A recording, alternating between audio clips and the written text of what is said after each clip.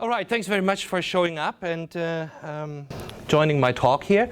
When I was asked to give this talk, actually I was wondering, what the hell am I going to tell these guys? It should be a bit exciting, but also give you a little bit of an idea of what we're doing. So I thought I share with you one of the niceties of my job, that is, being able to see something from the future happening today, and anticipating what is going to happen in the society within the next, I don't know, couple of years, and starting from now. And that's why I chose this, how should I say, colorful title. So I'm going to talk a bit about the cloud. And just while I talk about the cloud, I will give you a little bit of a cloud. And this actually is a microprocessor which you can't buy at any shop. It is a single chip cloud computer from Intel. So it's a highly secret thing which will not be on the market. You can't buy it. You will never be able to buy it. It's a pure research project, but I gladly got hold of this piece of equipment. Now, the question that I want to pose at you at the end, when it has been passed through, is how many computers do you think are in that thing? Right, so let's start. What's the cloud? You might all have heard about the cloud, and Apple is selling the iCloud stuff.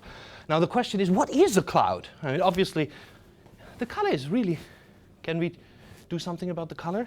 It's such a brilliant blue here, and it's a bit of a shady blue there. So it's not just the cloud thing in the sky, right? But what it really means is that you have stuff residing in the internet. In particular, things that you may have seen already is if you do video on demand, then the video actually sits somewhere in the internet, and you press a button so that it comes back to you. I think we just leave it like that. It'll be fine, I guess. It's a Scottish cloud. Yeah, it's a very grey cloud today. But you can also see that if, for example, if you buy iTunes, things like that, then the music really lives not in your desk, not on your machine. It just comes to your machine whenever you look at it. So the cloud is keeping this data for you. Likewise, you can find places in the internet where you can leave your photos, Flickr and whatever they are all called.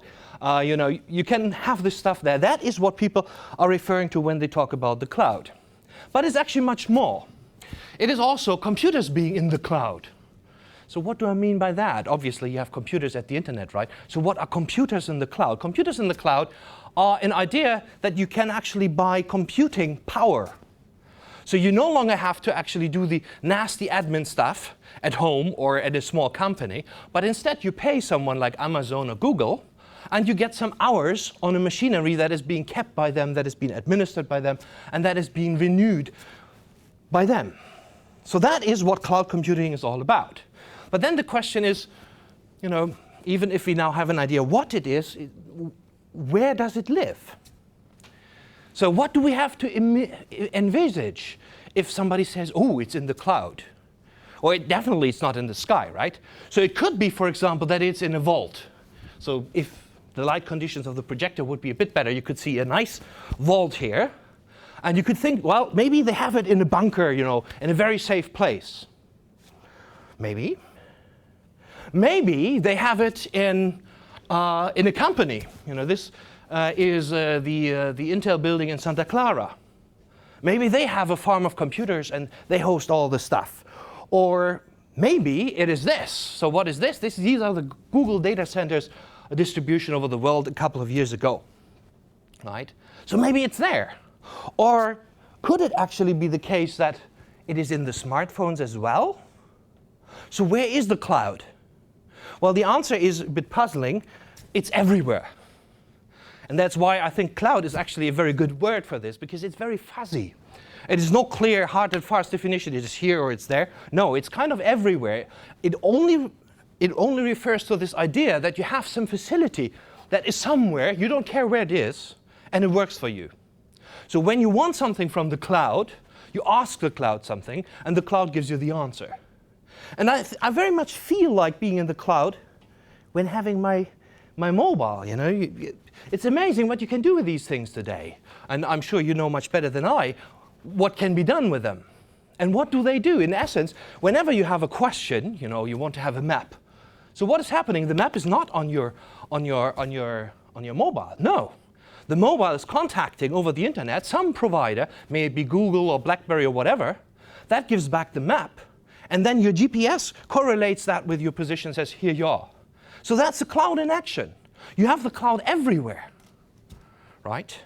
And where is this going, you know? What will we see?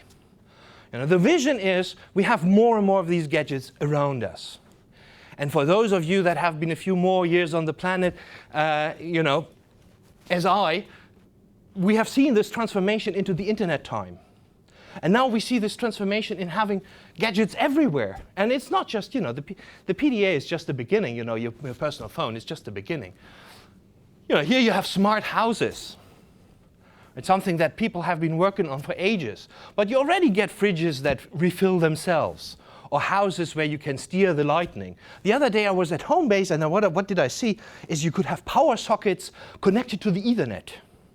So you actually can use your computer, you know, while lying in the sun in Mallorca and having a slurp of your favorite drink. You know, you can decide to turn off your lights at home, right? And that is exactly this, you know, everything being connected. You know, if you think about cars, you know, cars are very scary beasts. If you buy a BMW, a couple of years old maybe even, you will have like 70 computers in them. 70. Not 1, not 2, not 7, 70. And what do? They do all kinds of things. You know, it's not just that they steer maybe the light of the interior or the, you know, screen wiper. No, they steer your brakes first and foremost, but they also steer your acceleration. At the latest, when you have a cruise control, this is happening. Or if you have one of these fancy cars that can park in by themselves, they actually also are able to steer your car. That is scary if you think about it. You know, because people may get hold of this. They may get access to this, and then they can do things. And you really want to be sure that actually if you go down the motorway on a high speed, you know, that not all of a sudden your car decides, oh, I'm going to have a break now, let's see what happens. Right? You don't want that. So what we will see is we will see lots of communication between all these devices happening all the time. And the more we progress, the more devices will be integrated in this because it's so convenient. And because you can do so fantastic things like the map on your little thing, or, you know, all kinds of gadgets you can envision with your mobile phone. It's just fantastic what you can do. Now, if this is the future that we are seeing, the big question in a way is, what does it mean for you? And my message, if there's one message of this talk, my message is, you will see a revolution. Oh, wait a minute, we are in Scotland, right? So you will see a revolution, right? And you will be part of it, and that is fantastic. And why is it so good to see a revolution happening? First of all, it's not a bloody revolution. I hope it's not a bloody revolution. But it really means that there is a huge change in what is happening in the industry. You know, I'd like to refer to it as a tectonic shift. You know, everything has to be rethought. What is an application? How do I program things? You know, there's lots of new opportunities to do new stuff. Stuff that you could just, you know, find in science fiction movies maybe. And you are in the time where this is being shaped. You will be studying this, you will be dedicating your job life to experiences and be part of it. And that is not just, you know, that it's exciting from an academic perspective. No. It also gives you lots of opportunities, you know, because we will see new job profiles. We will see, you can already see that today. If you look at advertisements or if you look at companies that look for programmers, they urgently need people that can handle parallelism because you have so many compute components around and people have to find out how to do that. And that's a big challenge, and there's a lot of opportunity, not just for your jobs somewhere, but also for your creativity. You know, the sky is the limit. You come up with a good idea what you can do, and you know, you can make loads of money. And if you want to, if you don't believe me, if you think, oh, this guy is loony, obviously, you know, just look at Google. When did they start? I don't know, 10 years ago or something like that? Maybe 15 years ago? And now, one of the biggest companies in the world. They had a very good idea, they made it happen, and there you are. You know, it's loads of opportunities. Don't miss out on these opportunities. So obviously, I will shamelessly use this opportunity to give a plug for the research that is dear to me. So this is what we kind of try to do. So we try to develop the technology for tomorrow in terms of being able to handle parallel platforms.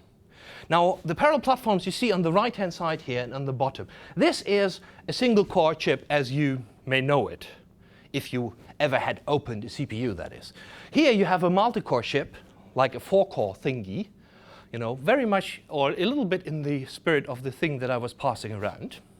And here you would see, if the color would be a bit better, a huge cluster of computers hooked up to each other. But here you see graphics cards. You know, and this is one of the things that I very often have experienced when I talk to people from industry. They tell me, oh, you know, I have heard this graphics card, I can buy it for 60 quid, and it is supposed to be very, very fast. How can I use this? Can you tell me? You know, there is a lot of opportunity in there, and if you're able to program these things, you can make a lot of business out of it. That is very, very exciting. But then people are also scared because other people come around and say, ooh, we will have, you know, custom hardware, FPGAs are going to rule the world. This is going to be in the picture. And the problem that I see is, if you now swap to the other side of this slide, then you see lots of applications that are very, very power hungry today. And if I say power, I don't literally mean power, I mean compute power.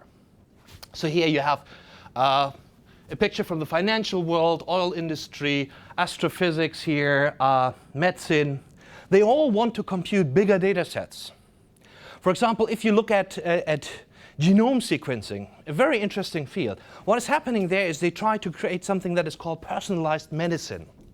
What is personalized medicine? What does it mean? Well, the idea is that you find out that certain medicine works with certain sorts of patients only. And that will allow you to target your medicine very specifically to an individual. In order to find this out, in order to find these solutions, you have to sequence a lot of genome data in the terabytes. Now the question is, how can you leverage the compute power that you have to do that? And obviously the guy who understands all about genomes does not necessarily also know all about graphics cards, let alone how to program them. And my claim is we should not try to make him to do that, because it's much too cost intensive. So we have to find a way so that the programmer can stay on this side, but his program can break through this wall and then utilize all this technology. And that is what I'm trying to do in my research. Now, why is that so difficult? Why you can, you know, if you have a couple of computers that collaborate to do something, what's the big deal about it? Well, most people, when thinking about naively about it, saying, oh, it is so difficult to find the parallel stuff in my code, right? Because we have lots of legacy code out there with lots of programs that we would like to speed up. So finding the parallelism is the difficult part, yeah? Now this is to me like saying, oh, if I want to go to Mount Everest, you know, the climb is the most difficult part. But anybody who has ever climbed a mountain knows it's not just climbing that is difficult, but it's equally difficult to get back down. Because I don't gain anything by reaching the top of the Mount Everest if I don't get down, right? And in fact, as it turns out, getting down in terms of finding, well, the process up is finding the concurrency, finding the stuff that we can do in parallel. But the way down is to decide which parts that you can do actually concurrently are worthwhile doing. Just to give you a stupid analogy from real life, if you have a pile of sheets that you have to mark, right, a real life scenario for us, then how would you distribute this? And if you just blindly do this with a random number that I pass over to my colleague, then you know, we might be very foolish because she might be ending up doing 2 and I might be ending up 987. Yeah, you would love that. I knew that would happen. But anyhow, I personally would prefer a more even distribution. So the difficulty really lies in finding out what needs to be done in parallel and what better is done as a sequential job. And that's why this actually is a very difficult part. Now, just to give you, allow me to stick to this analogy with the Mount Everest again. On our way down, we have several engineering decisions that we have to take. You know, that's the technologies that we use. For example, whether we use a graphics card or whether we use a shared memory multiprocessor, this kind of thing. And some of these decisions, you know, whether I go here or there, does not necessarily preclude a very fast solution, right? It just then depends on decisions later on, whether I still have this fast execution.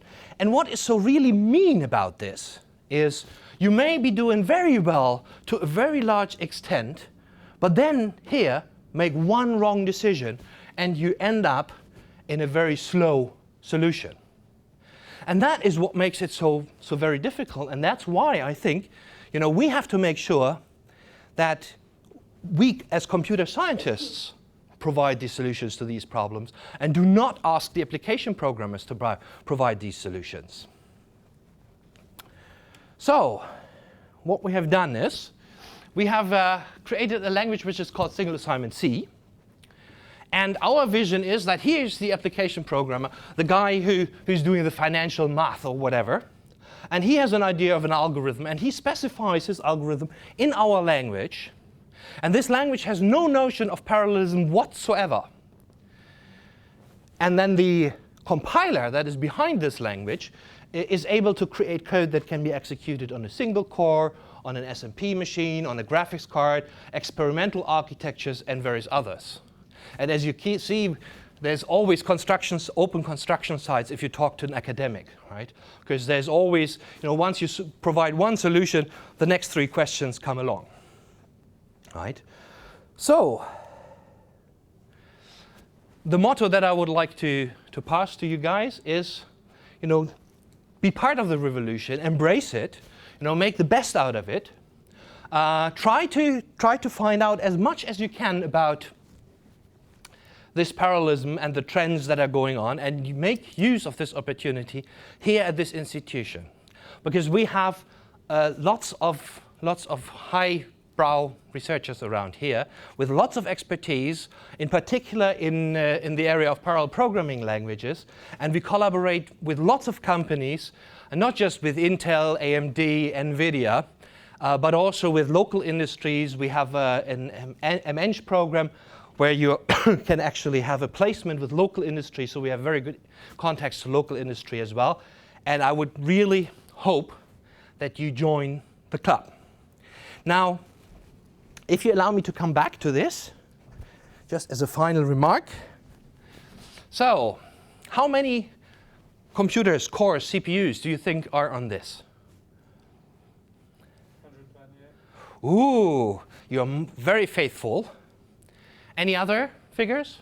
200. I should say these are Pentium 3s on here. It's not a miniature core, it is a huge core. It's a big core. So 128 was already overly optimistic, I must admit. It's just 48 cores. But it's 48 cores with a ring network in a single chip. And that is just an experimental feature of Intel. The next generations will have hundreds of cores. Most of them are much leaner in terms of what they can do, but these are full-fledged computers. So that's what makes it such a special thing. Do you have any questions? No, I've plowed all over you. All right, then, thank you very much.